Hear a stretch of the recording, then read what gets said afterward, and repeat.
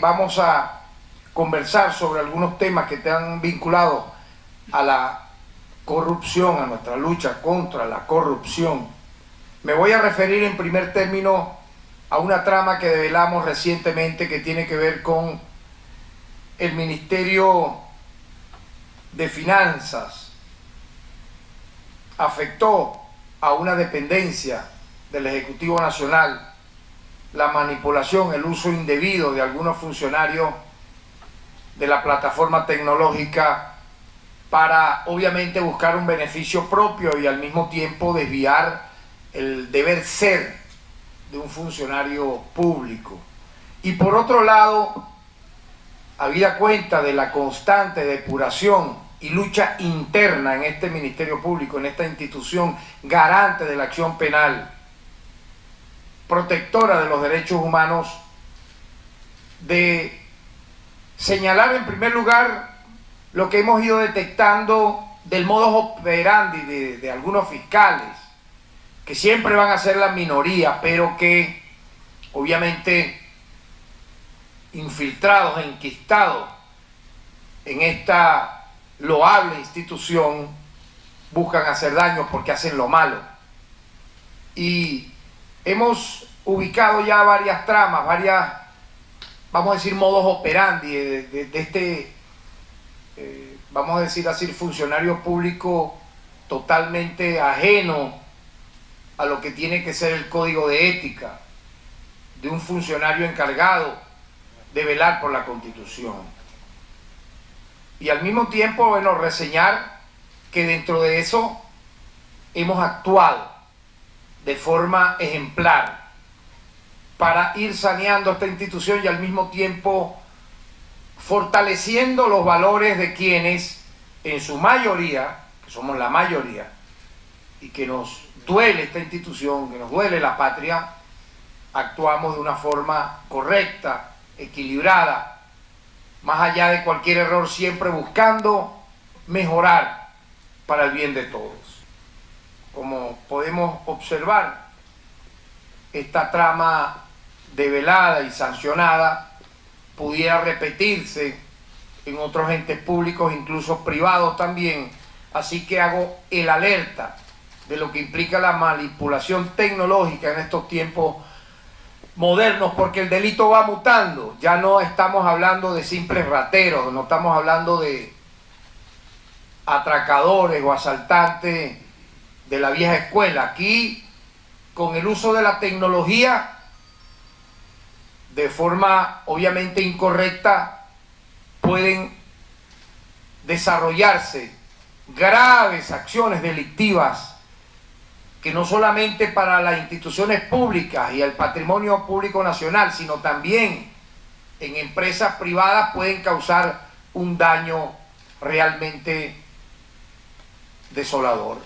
Y por ello, pues, sirva esta explicación para la advertencia temprana y para la alerta en lo que implica la seguridad interna de nuestras instituciones públicas y obviamente también privadas. Dicho esto, quiero, obviamente, como siempre repito, la ley entra por casa. Nosotros tenemos que ser garantes. Y este llamado lo hago no solamente a los funcionarios del Ministerio Público, sino a todo el sistema de justicia, jueces, alguaciles, abogados, defensores públicos, etcétera, que día a día trajinamos, transitamos, nos batimos en pro de la verdad, la justicia, los derechos humanos, y que nos duele obviamente que algunos jueces, alguaciles, fiscales, etcétera, en vez de atender a lo que establece nuestra Constitución, desvíen su camino. Y en este sentido, yo siempre hago el llamado que no solo basta muchas veces con remover a un funcionario, no. Si merece una pena privativa, debe obviamente hacerse efectiva la misma. No solo una remoción, no solo una destitución, porque esa antigua premisa de que solamente podían o debían, una cosa que aquí no puede aceptarse, es intolerable, además que la propia Constitución del año 99 lo prohíbe, una justicia de clase, clasista, no, presos solamente van los que no tienen acceso a bufetes, abogados, y que en el camino vemos que son miembros de los sectores populares los que finalmente, incurriendo lamentablemente en algún delito, sean los sancionados. No debe ser así. Y en este sentido hemos dado una lucha ejemplar que voy acá a explicar brevemente. Nosotros, nombrados por la Asamblea Nacional Constituyente, designados por la Asamblea Nacional Constituyente, tomamos este cargo en agosto del año 2017. Durante ese largo y a la vez breve camino, hemos detectado que efectivamente aquí se instaló, porque quien me antecedió era así, o sea, la mano que mecía la cuna era una gran corrupta, prófugo de la justicia, incluso señalada por fiscales federales de Miami, Florida, de ser tremenda extorsionadora y corrupta, ella y su equipo. La innombrable, a la cual nunca valdrá, ni siquiera merecerá ser nombrada por su nombre y apellido, pero sabemos que era la capa mayor, era la capa mayor, era la capa mayor, la jefa de la mafia.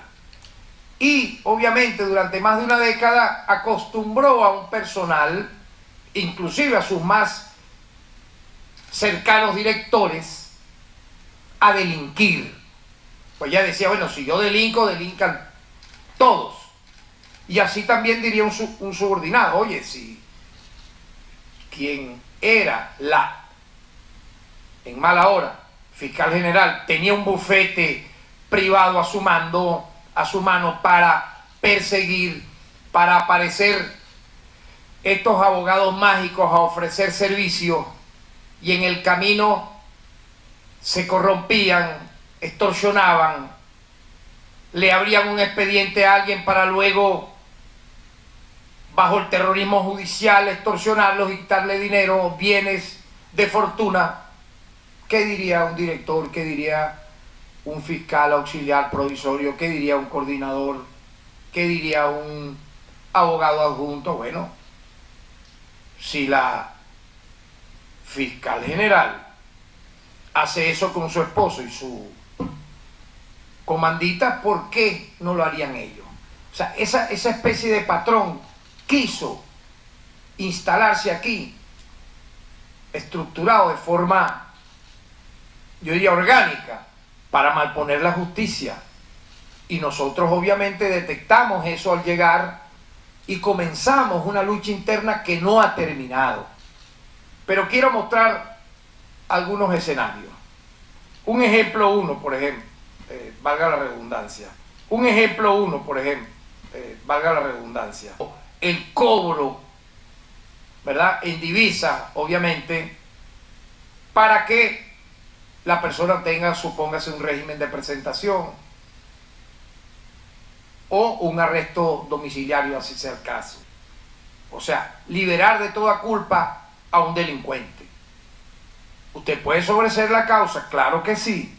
¿Usted puede otorgar una medida cautelar o solicitarla? Claro que sí. Pero si lo merece el ciudadano, si efectivamente puede ser tributario de ese beneficio, no torcer el camino y convertir a un culpable en inocente, o al revés, a un inocente en un culpable si el inocente no ha querido ser víctima de la extorsión. Entonces no podemos caer en ninguno de esos supuestos.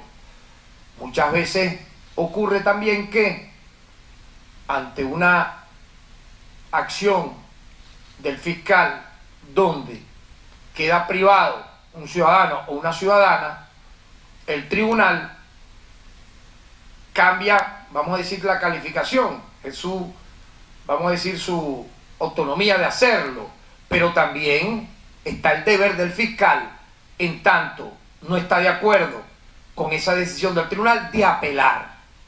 Si el fiscal solicita que quede privado de libertad una persona y el tribunal opina lo contrario, pero efectivamente estamos hablando de un delincuente que incurrió en delitos que atentan contra las leyes venezolanas, ¿verdad?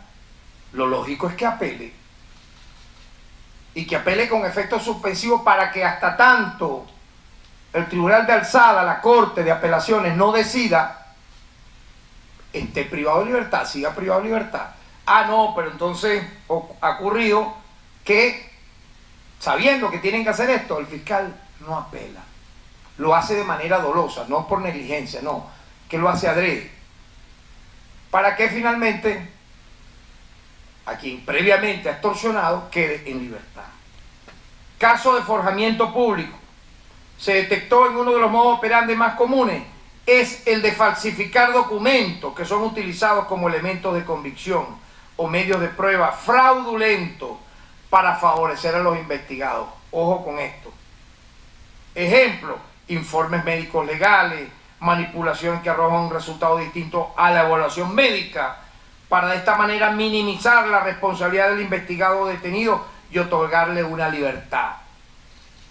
Ustedes no han visto esto, muchos de los acusados por terrorismo, por acciones en contra de la paz de la República, que utilizan la violencia política para hacerse del poder, son especialistas en dársela de grandes guerreros, pero apenas son detenidos, de manera automática enferman. Automáticamente. Primero planearon matar, primero planearon cometer actos contra la paz republicana, asaltar cuarteles, etc. Y allí sí son lo suficientemente, según ellos, héroes para propiciar un baño de sangre en el país. Pero apenas la justicia les llega, aparecen estas manipulaciones médico-legales. Por lo tanto, pues, cuidado con esto del caso de forjamiento de documentos públicos. Y lamentablemente a esta mala hierba, obviamente, no solo debe ser execrada, sino siempre señalada, y que no vuelvan, obviamente, a cumplir una labor, porque eso no va a pasar en otras instituciones. Luego de ser señalados por actos de este nivel, tienen que olvidarse de volver a ingresar en un ente público que implique la lucha por la justicia, por la verdad, por los derechos humanos y por el funcionamiento de la patria. Muchas gracias.